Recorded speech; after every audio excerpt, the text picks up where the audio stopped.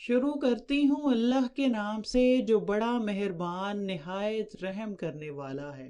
حضور اکرم صلی اللہ علیہ وآلہ وسلم نے فرمایا، قسم ہے اس ذات کی جس کے قبضے میں میری جان ہے، اگر شوہر اپنی بیوی کو بستر پر بلائے تو بیوی شوہر کے پاس آنے سے انکار کر دے تو اللہ تعالیٰ اس بیوی سے اس وقت تک ناراض رہتا ہے جب تک وہ بیوی اپنے شوہر کے پاس نہ چلی جائے، جب تک کہ شوہر اپنی بیوی سے راضی ہو جائے۔ جب کوئی شوہر اپنی بیوی کو حاجت کے لیے بلائے تو بیوی پر لازم ہے کہ وہ ضرور شوہر کے پاس جائے، چاہے وہ تندور پر روٹیاں ہی کیوں نہ بنا رہی ہو۔ جب کوئی عورت اپنے شوہر کے بستر کو چھوڑ کر چلی جائے تو فرشتے اس وقت تک اس عورت پر لعنت کرتے رہتے ہیں جب تک وہ اپنے شوہر کے پاس واپس نہ آ جائے۔ ایک بار حضرت علی رضی اللہ تعالی عنہ سے سوال کیا گیا کہ وہ کون سی عورتیں ہیں جن پر زنا معاف کیا گیا ہے، وہ کون سی عورتیں ہیں جو جتنا مرضی زنا کر لیں ان کو کوئی گناہ نہیں ملتا، وہ اللہ تعالیٰ کے نزدیک بے قصور ہیں۔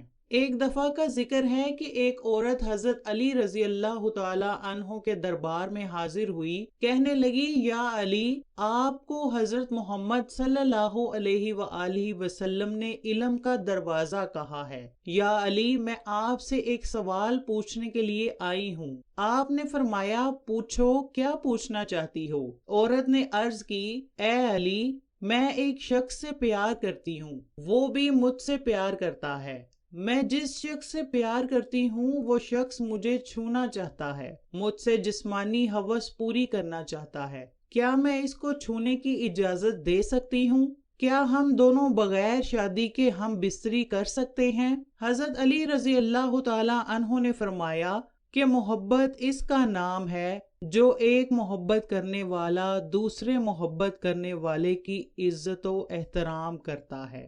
اگر کوئی انسان دوسرے کا عزت و احترام کرتا ہے تو سمجھ جاؤ کہ وہ شخص اس سے محبت کرتا ہے۔ اگر آپ سے محبت کا دعویٰ کرنے والا آپ کو ہاتھ لگانا چاہتا ہے، اس سے ظاہر ہوتا ہے کہ وہ آپ سے محبت نہیں کرتا بلکہ آپ سے اپنی جسمانی ہوس پوری کرنا چاہتا ہے۔ اس کو مفاد کا رشتہ کہتے ہیں، اس میں محبت کا دور دور تک کوئی واسطہ نہیں ہے۔ ایک دفعہ کا ذکر ہے کہ حضرت علی مدینے کے بازار سے گزر رہے تھے کہ ایک عورت کو لوگ پکڑ کر لے جا رہے تھے۔ حضرت علی رضی اللہ تعالی عنہ نے ان لوگوں سے پوچھا کہ اس عورت کو اس طرح سے کیوں لے کر جا رہے ہو؟ ان لوگوں نے جواب دیا کہ اس عورت نے زنا کیا ہے، اس لیے حضرت عمر فاروق نے اس عورت کو سنسار کرنے کا حکم دیا ہے۔ جب لوگوں نے یہ بات کہی تو حضرت علی نے ان لوگوں سے اس عورت کو چھین لیا۔ حضرت علی نے ان لوگوں کو فرمایا کہ تم یہاں سے چلے جاؤ، اس عورت کو کوئی بھی سنسار نہیں کر سکتا۔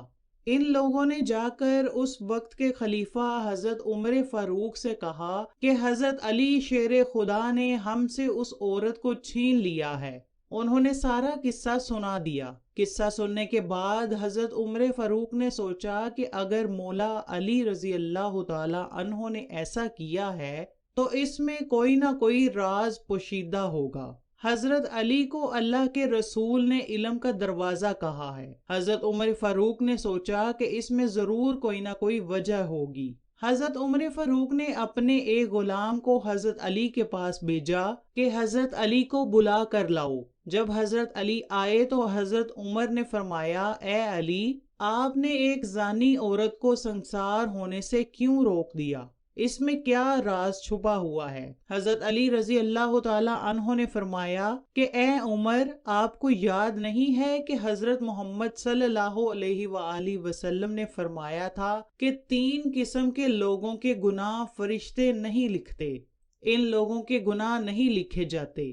ایک وہ لوگ جو سوئے رہتے ہیں، اگر سوتے ہوئے اس آدمی کے ساتھ کوئی فعل ہو جائے تو آدمی پر کوئی گناہ نہیں۔ دوسرا، وہ بچہ نابالغ ہوتا ہے جب تک وہ بالغ نہیں ہو جاتا، اس کے گناہوں کو نہیں لکھا جاتا۔ تیسرا، وہ جو دیوانہ اور درویش ہو، جس کو دنیا کی کوئی خبر نہ ہو، حضرت عمر نے کہا اے علی مجھے یاد آ گیا ہے، یہ سب کچھ آپ نے ٹھیک کہا ہے۔ اس کے جواب میں حضرت علی نے فرمایا کہ اے عمر، اس عورت کو کبھی کبھی پاگل پن کے دورے پڑتے ہیں، ہو سکتا ہے کہ جس نے بھی اس عورت کے ساتھ زنا کیا ہو اس نے اس کے پاگل پن کا فائدہ اٹھایا ہو، کیونکہ یہ عورت چیخ رہی تھی کہ یہ گناہ اس نے نہیں کیا۔ حضرت علی رضی اللہ تعالی عنہ کی یہ بات سن کر حضرت عمر فاروق نے اس عورت کو چھوڑنے کی اجازت دے دی۔ ایک دفعہ ایک فقیر حضرت علی رضی اللہ تعالی عنہ کی بارگاہ میں حاضر ہو کر کہنے لگا کہ یا علی، میں کافی دن سے بھوکا ہوں، میں نے کافی دن سے کچھ نہیں کھایا، آپ مجھے کچھ کھانے پینے کے لیے دے دو۔ حضرت علی رضی اللہ تعالی عنہ نے اپنے بیٹے کو فرمایا کہ بیٹا، گھر جا کر اپنی ماں سے پوچھ کر آؤ کہ گھر میں کچھ کھانے پینے کے لیے ہے۔ حضرت علی رضی اللہ تعالی عنہ کا بیٹا گھر میں ماں کے پاس گیا۔ اس نے ماں سے کہا ماں جی، بابا جان فرما رہے ہیں کہ گھر میں کچھ کھانے پینے کے لیے ہے۔ ماں نے کہا کہ بیٹا اپنے باپ سے کہو کہ گھر میں 5 درہم پڑے ہیں۔ بیٹا ماں سے پوچھ کر بابا کے پاس آ گیا۔ بیٹے نے باپ کو کہا بابا جی، ماں فرما رہی ہیں کہ گھر میں 5 درہم موجود ہیں۔ حضرت علی نے فرمایا کہ بیٹا جاؤ، وہ 5 درہم ماں سے لے کر آؤ اور اس فقیر کو دے دو۔ بیٹا گھر گیا، گھر جا کر ماں سے کہا کہ بابا جی فرما رہے ہیں کہ وہ 5 درہم گھر سے لے آؤ۔ ماں نے وہ 5 درہم دیتے ہوئے فرمایا کہ بیٹا اپنے بابا جانی سے کہنا کہ ابا جان گھر میں اور کچھ کھانے کو نہیں ہے۔ بیٹے نے وہ درہم لا کر اس فقیر کو دے دیے اور اپنے بابا سے کہا ابا جان، ماں فرما رہی ہیں کہ گھر میں کچھ بھی کھانے پینے کو نہیں ہے۔ بیٹے کی بات سن کر حضرت علی وہاں سے باہر آ گئے کہ رات کے لیے کچھ کھانے پینے کو کمایا جائے۔ حضرت علی رضی اللہ تعالی عنہ باہر نکلے ہی تھے کہ ایک یہودی ایک اونٹ کو پکڑے کھڑا تھا۔ حضرت علی رضی اللہ تعالی عنہ نے اس یہودی سے فرمایا کہ تم یہ اونٹ بیچنا چاہتے ہو؟ اس نے جواب دیا جی۔ حضرت علی نے فرمایا کہ کتنے درہم لوگے؟ اس نے کہا کہ اگر آپ اس کی قیمت آج ہی دو گے تو یہ اونٹ میں 100 درہم کا بیچوں گا، اگر آپ اس کی قیمت 6 دن کے بعد کرو گے تو میں اس کے 140 درہم وصول کروں گا۔ حضرت علی نے فرمایا کہ آج تو مجھ سے اس کی قیمت ادا نہیں ہو سکتی، اس لیے آپ مجھے یہ اونٹ 140 درہم میں ہی دے دو۔ حضرت علی رضی اللہ تعالی عنہ اس اونٹ کو پکڑ کر بازار کا رخ کرتے ہیں تاکہ اونٹ کو بازار میں فروخت کر کے رات کے کھانے کے لیے کوئی بندوبست کیا جائے۔ جب اونٹ کو لے کر بازار میں داخل ہوتے ہیں، اونٹ بہت ہی خوبصورت تھا، اس کو دیکھ کر بے شمار اونٹ کے گاہک اکٹھے ہو جاتے ہیں۔ حضرت علی کا سودا ایک گاہک سے 200 درہم کا ہو جاتا ہے۔ حضرت علی اس شخص کو اونٹ دے کر 200 درہم لے لیتے ہیں۔ حضرت علی سوچتے ہیں کہ واپسی پر اس بندے کو اونٹ کے پیسے دے کر ہی گھر جانا بہتر ہوگا۔